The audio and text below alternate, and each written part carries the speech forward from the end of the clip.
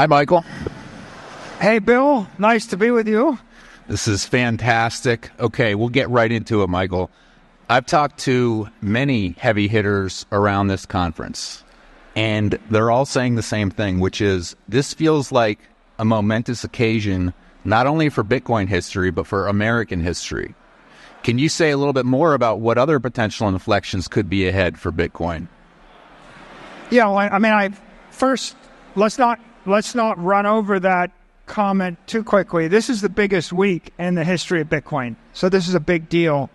I mean, this is the week when we have 2 of 3 presidential candidates. You have a former president, perhaps the next president here.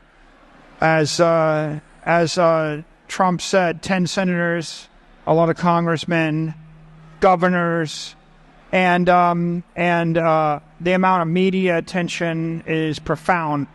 So this is it's a coming out party for Bitcoin, I think, and it's extraordinary week because they recognize the political power of the community.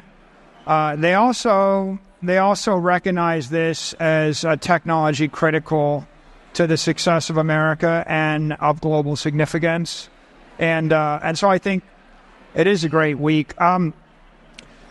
This is an inflection point, and before I tell you the next set of inflection points, let's talk about why this is an inflection point.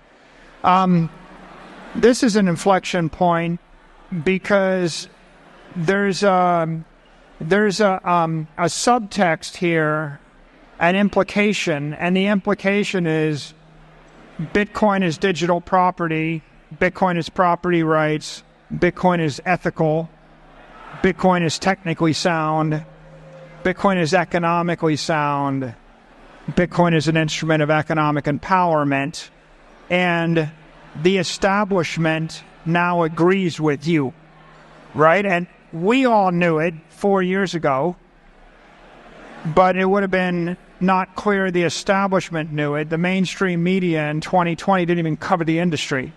And so I think that this is a wake-up call this week to the mainstream and the establishment around the world that Bitcoin is here to stay,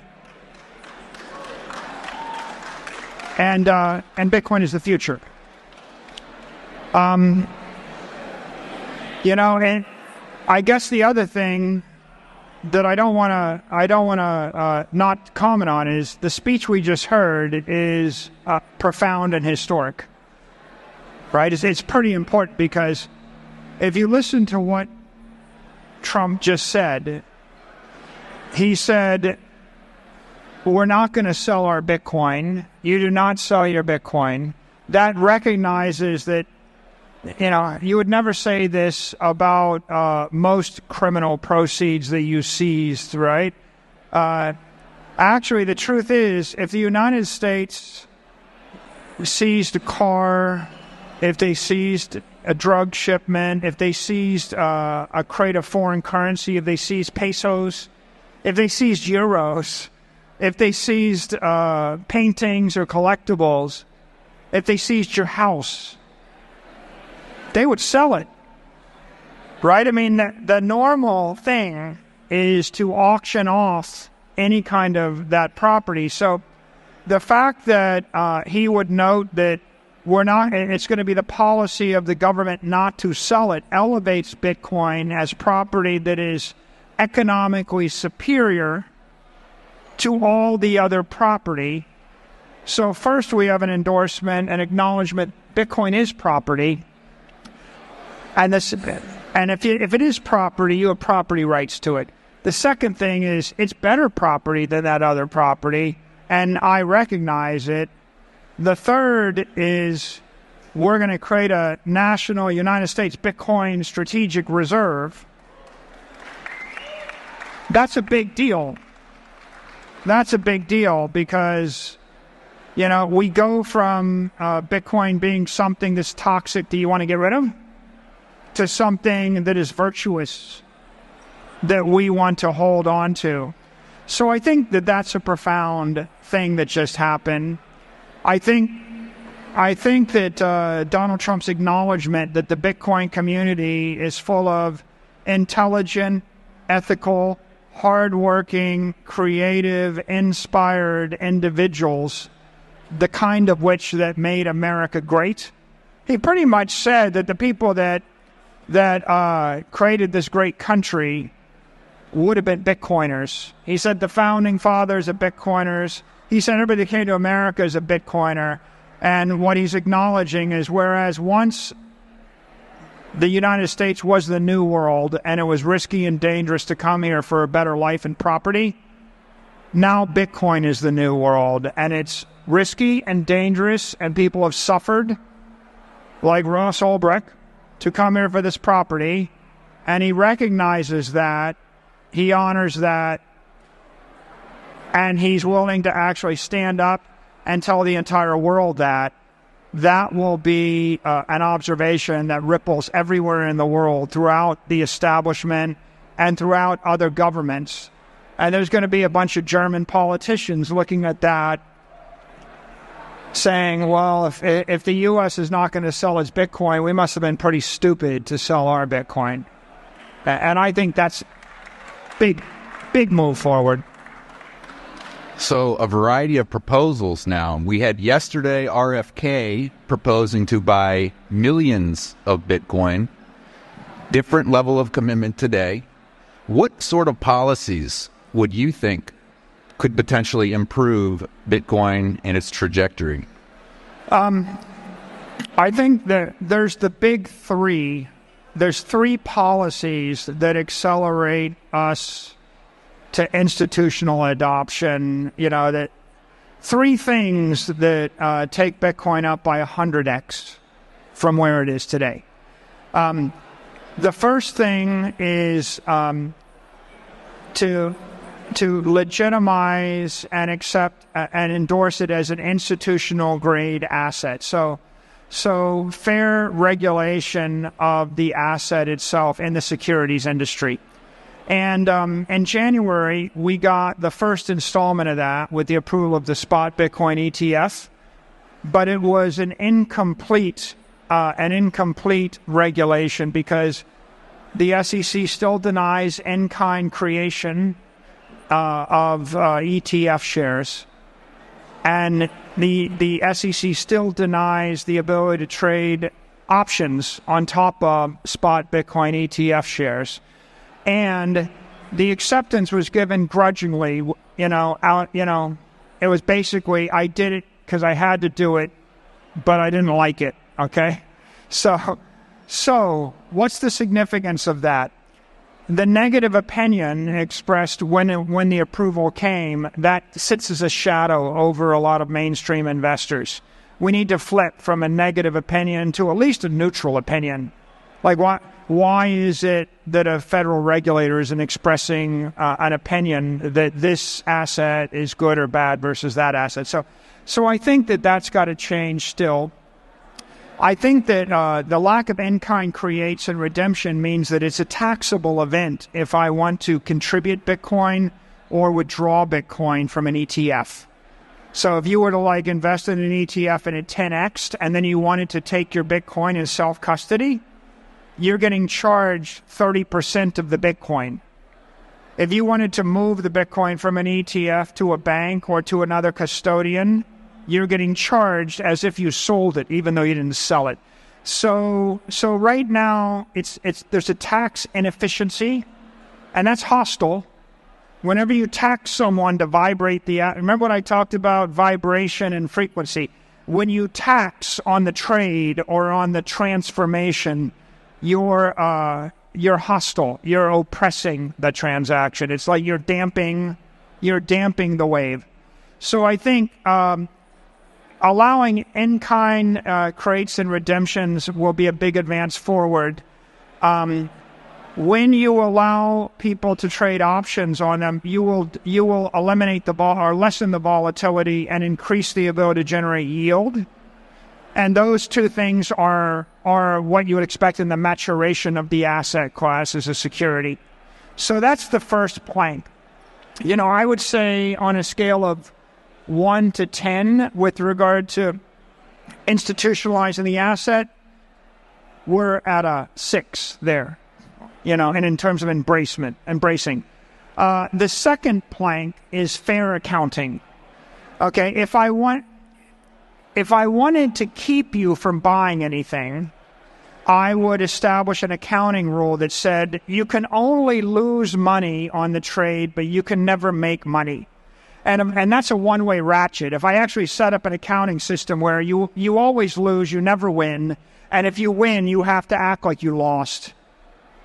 And then if you lose again, you could win 99 times, but the 100th time you lose, you report one loss, no wins. Okay, that's just prejudicial and hostile. Okay, so indefinite intangible accounting allows you to lose but not win. And it's the kind of accounting you give to things you don't want people to buy.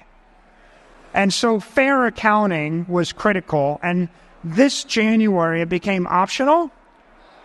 And next January, it will be mandatory. And so that's a big step forward. Let's just say we're 75% of the way along there, but we'll be sort of at 100% when you have 24 or 36 companies and they're all using the same fair value accounting and everybody's talking about it, and you start to see companies report multi-billion-dollar or 10 mega-billion-dollar gains on that accounting, right? That'll be a big deal. That's two. And then the third is if individuals aren't allowed to self-custody, that's hostile to Bitcoin. If I passed a law saying you can't custody, that's an attack on Bitcoin.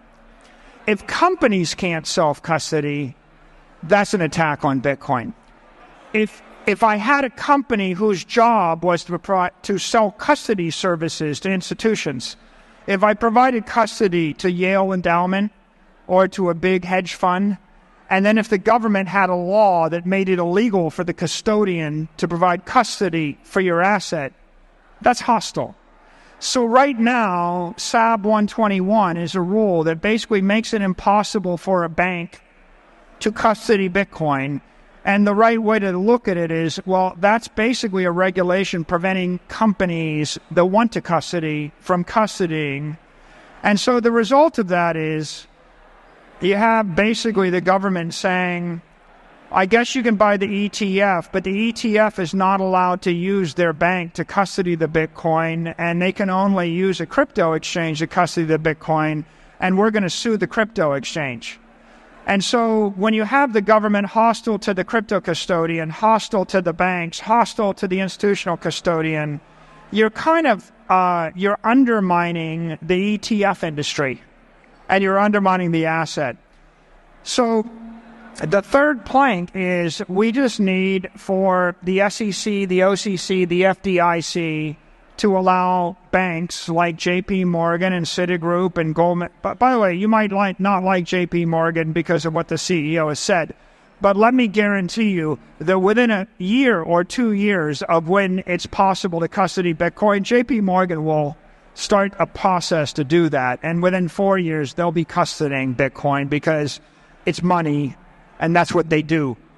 So you want a world where Goldman Sachs, Morgan Stanley, Citigroup, JP Morgan can custody Bitcoin, because if they can custody it, they can buy it for you. And if they can buy it, they can sell it. And if they can buy it and sell it and custody it, they will give you a loan on it. And they will also give you yield on it. So the world after the banks can custody Bitcoin will be, I could have Bitcoin at a bank too big to fail, backed by $1 trillion balance sheet. They would give me 500 basis points of yield. You know how much money you get if you put your money in T-bills right now? You get 550 basis points risk-free. I think that the banks will give Bitcoiners 550 basis points risk-free when they can custody the Bitcoin. And so the world would be very different if you got paid 5% interest on your Bitcoin while you're actually holding the Bitcoin. And I think the other thing is they will give you a loan at SOFR, which is 550 basis points plus 50 basis points spread. So you can get a loan of 6% from Citibank or Bank of America when they can custody the Bitcoin. And then the third thing is they'll let you post the Bitcoin as collateral against your house or your mortgage, and you'll be able to I think refinance your mortgage maybe to 100% loan to value or 120% loan to value by putting the Bitcoin as collateral. Like right now, if you go to some of these banks and you had a $5 million house and you wanted to borrow money, they might say, well, I can loan you 70% or 60%. I'll loan you $3 million against the house at the best interest rate. It used to be 2.5%, by the way. When I told people to take mortgages and buy Bitcoin, Bitcoin was $40,000, and the mortgages were 2.5% interest. I took infinite crap for that, by the way, infinite. Well, so you want to borrow the $3 million. What they would say is, I'll give you a loan for $3 million against the house. Or I'll make the mortgage $5 million if you post some securities like Apple stock. If you want to post T-bills or Apple stock or the S&P ETF, they will give you a $5 million mortgage at 2.5% interest. And you could have done that with those institutional grade assets. Imagine a world where you can top up your mortgage with Bitcoin, borrow at 3 or 4 or 5% interest for 10 to 30 years, right? And what's the requirement? The bank's got to custody the Bitcoin. They got to recognize it as an asset that's just as good as Apple stock, just as good as a T-bill. And so I think, we're rippling where we get a couple more improvements on the ETFs. We'll be at 100%. A few years from now, we'll be at 100% in accounting, and people will be comfortable with that. Once the regulators, when they start to repeat what Robert F. Kennedy said yesterday and what Donald Trump said today, which is Bitcoin is digital property, Bitcoin is freedom, Bitcoin is virtuous, we're not going to sell our Bitcoin. When they say that, the banks pay attention. Okay, the banks, you got to look at this as the banks are looking to the regulator. The regulator is looking to the president, the administration. When the president says, this is sketchy stuff, it's used by criminals, the banks take that, and they pay attention. And you know what happens if you don't pay attention? The Signature and Silvergate Bank both actually were very pro-Bitcoin and pro-crypto, and they got out on a limb, and the regulators shut down the two banks, right? And so you can see why banks are conservative. You can see why public companies are conservative. The SEC, the CFTC, the OCC, and the FDIC matter. Political leadership matters. Rhetoric matters. So the words have changed. If Bitcoin is good for America, if it's good for the dollar, if it's good for the country's prosperity, if it's going to grow the economy, if that's the case, we're going to see all of those switches flip. Those all became catalysts. And now you have the 3 planks of institutional adoption. And now I want to make an observation. Citibank is based on National City Bank. And do you guys know the origin of National City Bank? The head of National City Bank was John D. Rockefeller's brother.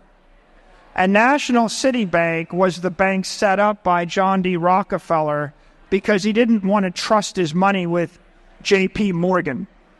And so that happened more than 100 years ago. People that do business with these banks sometimes keep the same bank for 100 years. J.P. Morgan, Citibank, they're more than 100 years old. So a CFO, they want to do business with a bank they trust. And the world that I'm seeing is a world where Google generates $1 billion a month, and they send $1 billion a month to Citibank or J.P. Morgan, and they say, buy $1 billion of Bitcoin, and it's like $1 billion. Now it's $2 billion a month. Then Meta sends $1 billion a month. Then Microsoft sends $5 billion. And if you want to see a world where billions of dollars a month flow, and then it flows into the Bitcoin ecosystem, then it has to be with a bank that is too big to fail. When you're a $1 trillion company, you're not going to send your money to a bank that's the third-tier bank that isn't too big to fail, because your shareholders don't expect you to take that risk. So I think the catalyst is going to be banking acceptance. When that happens, you kind of look at that as, these are the high-power rails, right? These are the rails that move $1 billion a day, maybe $1 billion an hour, maybe $1 billion a minute, right? And when we get there, then I think Bitcoin takes its next leg up. So enormous progress on the regulatory front. Yesterday, your keynote was phenomenal in highlighting the addressable market for global capital and how high the price of Bitcoin could go. You and I share the view that it's inevitable that it will go there. However, if we look out maybe 3 to 4 years and Bitcoin is lower than it is today, A, is that possible? B, does Bitcoin have keyman risk in Michael Saylor? Okay, I'll answer there are two questions. The first question is, if Bitcoin is lower than it is right now in 4 years, you should count yourself lucky because you get to buy it. Okay? And by the way, that's not me. That's Warren Buffett speaking. Warren would say the same thing, right? Warren would be a Bitcoiner if he was just 40 years younger. Trust me. It's just, I'm probably not so open to the new, like, telepathic coin when I'm 99, or whatever. I might not be on stage talking about the new thing, but my point is Warren Buffett would say you shouldn't be sad when the price is lower. It's your opportunity to buy it. My second point, if you had a choice in this audience, and if I said, I know where Bitcoin's going, it's going to 13 million a coin, I'm willing to bet $15 billion on it, maybe 50 billion, maybe 100 billion on it. That's what I believe. Now, if I told you it's going to 13 million a coin tomorrow, how do you feel? What would you be thinking? Now, if I told you it'll go to 13 million a coin in 8 years, what are you thinking? Now, if I told you it's going to go to 13 million a coin in 21 years, what are you thinking? And let me tell you, what's the most valuable information in the world? It's not knowing what's going to happen tomorrow. In fact, if I told you it was going to go to 13 million in 21 years, and it was going to go perfectly linearly with no volatility, is that better than if it goes to 13 million and it goes all over the place like this? And I'm going to give you my opinion. The worst thing is to know what happens tomorrow. If it goes to 13 million tomorrow, the only Bitcoin you're ever going to have is what you have in your pocket right now.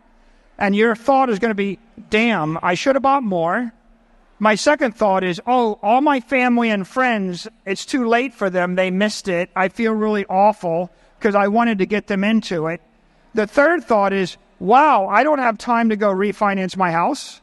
The fourth thought is, well, how do I start a business and raise $1 billion to buy more Bitcoin? I'm not going to get that done by tomorrow morning. Fifth thought is, damn, I have all this money. It's not on the exchange. I can't wire it because banks are closed tonight. Okay, that's awful news. You don't want that. Okay? If I give you 8 years, okay, you have 8 years, but that's not enough time for everybody to get on board.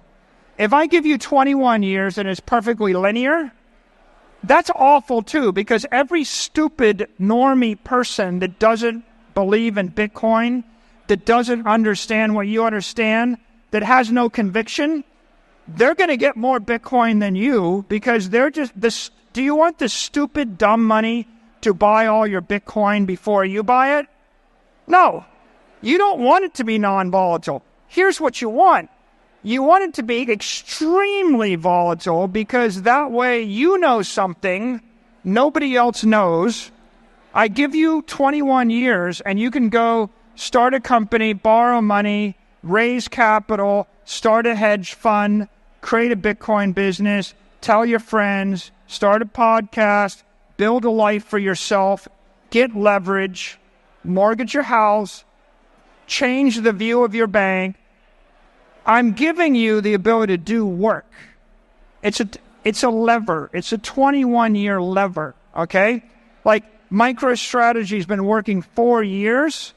If Bitcoin had gone from 10,000 to 65,000 on August 11th, on the day we announced our Bitcoin buy on August 10th, we wouldn't be worth 40 billion right now. We would be worth 4 billion right now.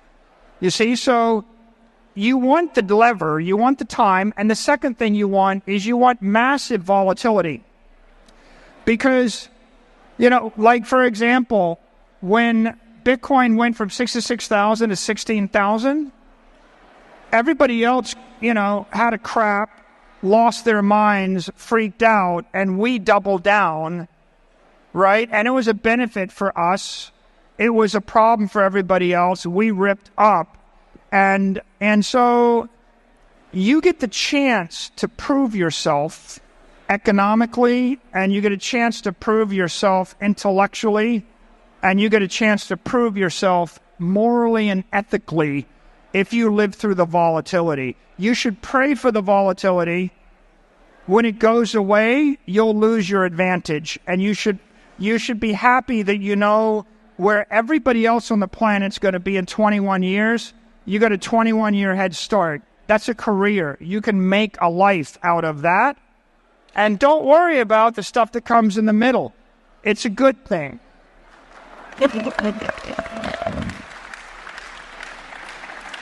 Once Bitcoin's at 13 million a coin, there will be no more volatility. No, when Bitcoin is 13 million a coin, if you look at my base case, Bitcoin is like 20-30% of the equity market. And so it's just big enough that the volatility is decreasing. But my model in my mind and what we're thinking is if the money supply expands at 7%, the equity index will expand about 10%. The volatility of the S&P index will be about 10 to 12. The volatility of Bitcoin will be 20 to 22. It'll always be more volatile. The performance will be 20 to 22 ARR. It'll always be higher performance, always be more volatile because it's an open, unregulated global market because it doesn't have the counterparty risks and it strips away the risk of a company and it strips away the entropic degradation of physical property. It's always going to be better. It's always going to be more volatile. And I'm not concerned about it. That's why even when Bitcoin's 13 million, you'd be stupid to sell your Bitcoin and buy the other stuff. The other stuff's always going to be inferior. And I didn't answer your last question, which is, key man risk. What if I go away? And I thought about it, and and what I would just say is, first of all, I don't have any heirs, but a nonprofit foundation, which will morph in being a public charity. So when I'm gone, my stock, my shares, my assets flow into a public charity whose mission is to support Bitcoin and the adoption of Bitcoin forever. And so you don't have to worry about MicroStrategy changing direction. You don't have to worry about, the truth is, I'm probably better for Bitcoin gone than here. Dead than alive. As long as if you're dead, you can't, what was the word? Murder? Was it slay your heroes? Slay your heroes. So, Once I'm gone, I'm not going to be talking, so I can't give a bad tweet, I suppose. And MicroStrategy will just go on with the MicroStrategy. And the MicroStrategy is simple. It's raise capital from the institutions that have capital, buy Bitcoin, hold the Bitcoin forever, don't lose the Bitcoin, don't sell the Bitcoin. That's a great note to end on, Michael. Bitcoin is forever to the moon. Thank you for everybody in the room. You do not sell your Bitcoin.